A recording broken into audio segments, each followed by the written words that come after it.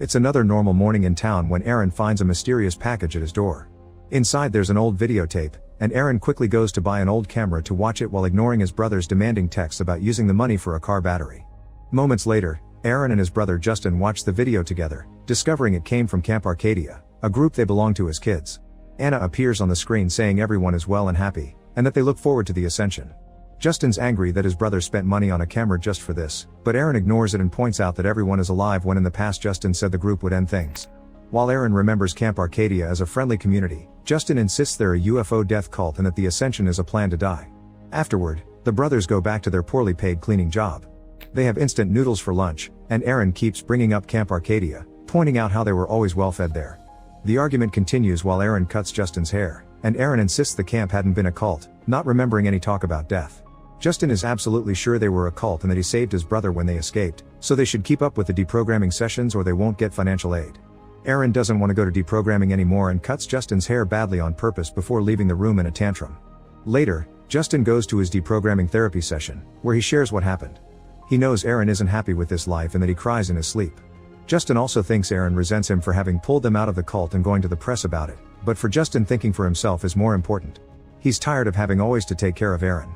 The next day their brothers discuss their financial problems, the cause being that nobody wants to hire ex-cultists. This is also the reason why it's hard for them to make friends or have girlfriends.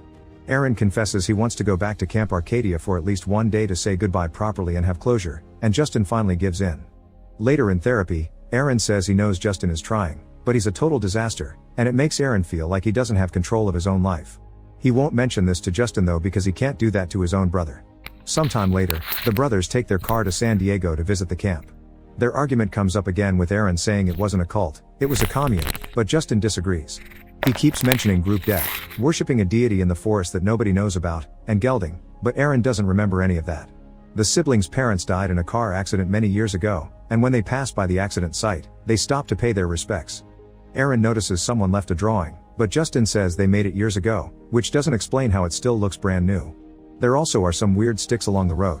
Justin gets a bit weirded out when he notices both sides of the road look exactly the same, but when he turns around once again, the road has suddenly changed. He decides they better get going yet still refuses to let Aaron drive.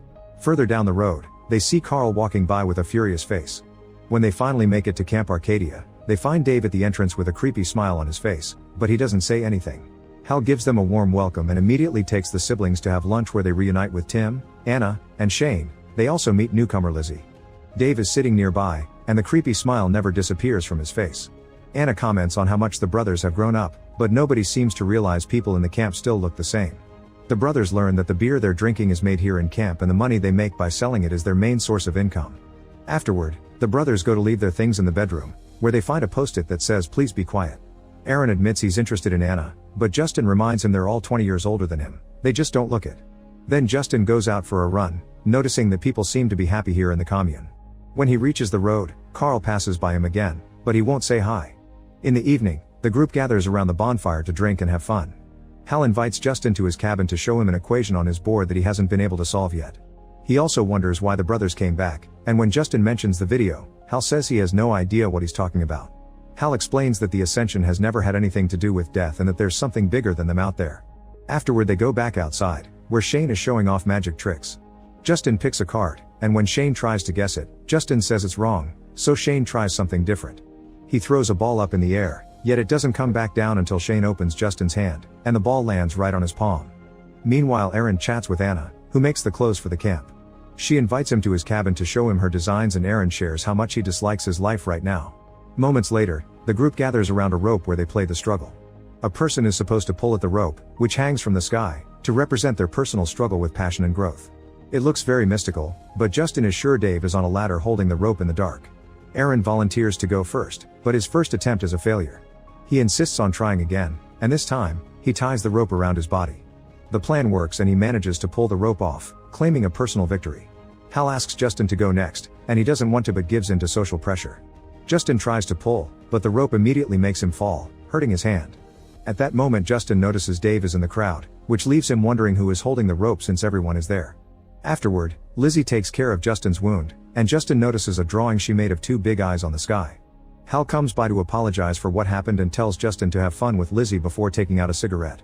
Justin is creeped out by the implications and decides to leave for the night. He walks back to his cabin with Aaron, who asks to stay one more day.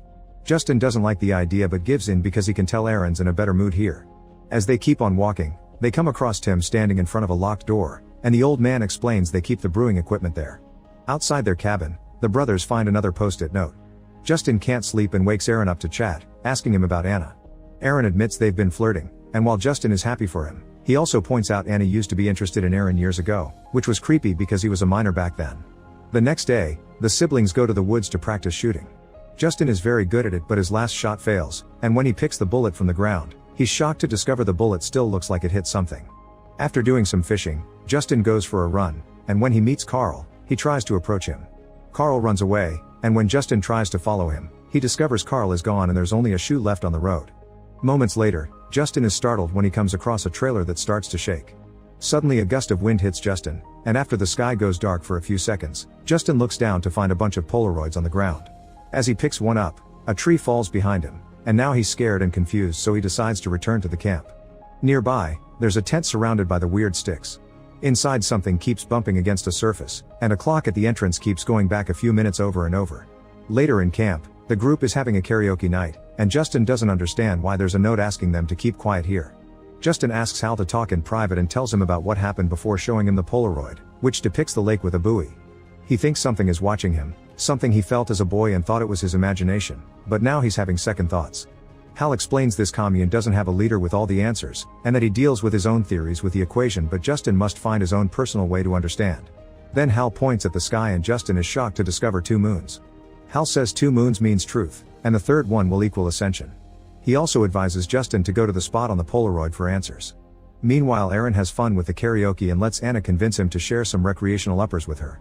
Then Anna takes Aaron to the area outside the camp, revealing some mirror-like circles all over the place that reflect the landscape. Aaron wonders if this is why Anna sent him the video, but she doesn't know what he's talking about. When Justin returns to the group, he sees Lizzie doing more sketching, this time depicting a crazy guy with guns.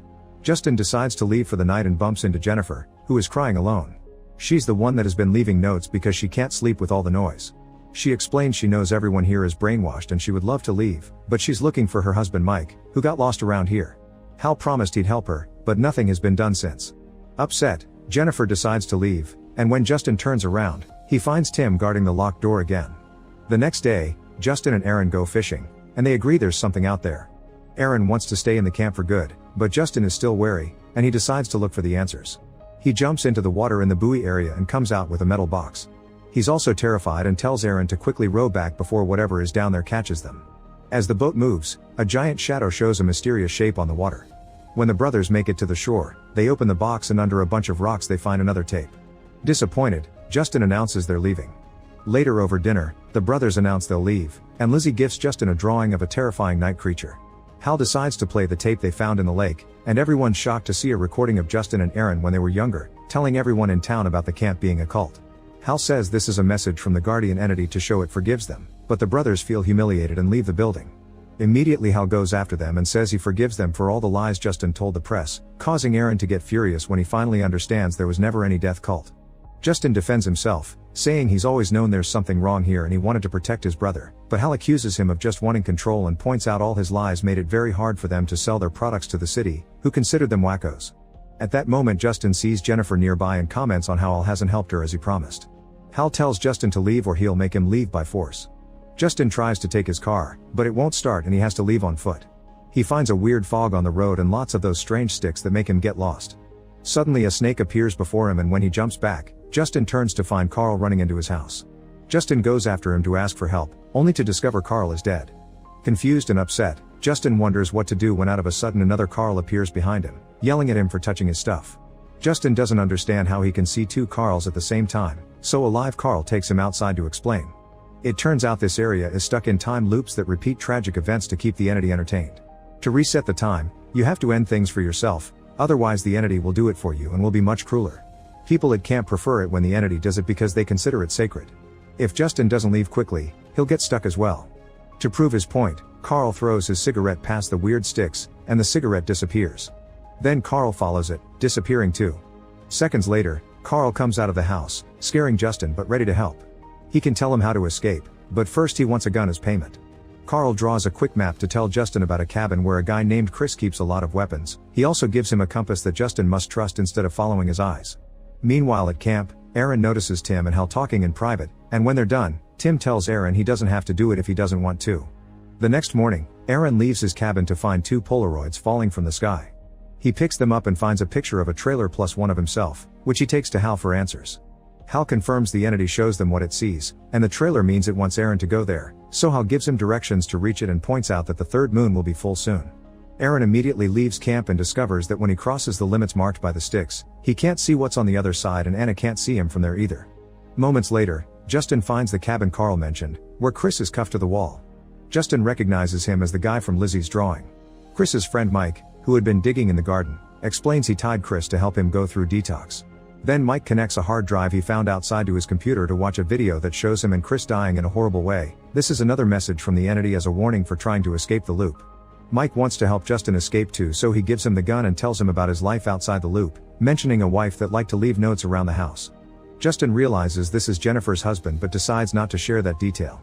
He leaves after wishing Mike good luck, and Mike proceeds to light the house on fire. At that moment Justin realizes he left his map inside, but when he's about to go back, the loop resets it all to the time before he arrived. In the meantime, Aaron finds the trailer and the tent with the clock. When he looks through the tent window, he finds a man that stands up and moves, only to get killed and start all over. The man notices Aaron and tells him he can't help before exploding, scaring Aaron away. Sometime later, Justin is trying to make his way back to Carl and comes across another trailer with a cougar that snarls at him but leaves him alone. At that moment Aaron enters this loop, and both brothers confess they're lost. They approach the trailer and find a note from the owner saying anyone can use the recreational flowers from the garden, but the brothers prefer to leave. As soon as they're gone, a projector in the trailer activates and plays a recording of the brothers leaving. Something suddenly shoots the projector and sends it flying into a different loop. The third moon is about to become full, and people in camp begin getting ready for the ascension. The brothers keep on walking, and after coming across a bunch of weird statues, they finally find Carl's house. He isn't around but he did leave the map, so Justin grabs it and leaves the gun in its place. Aaron takes a moment to tell Justin that he doesn't want to leave the camp and he doesn't mind the idea of the loop. He gets to be immortal and he'd rather repeat his death than keep on repeating the awful routine Justin puts him through.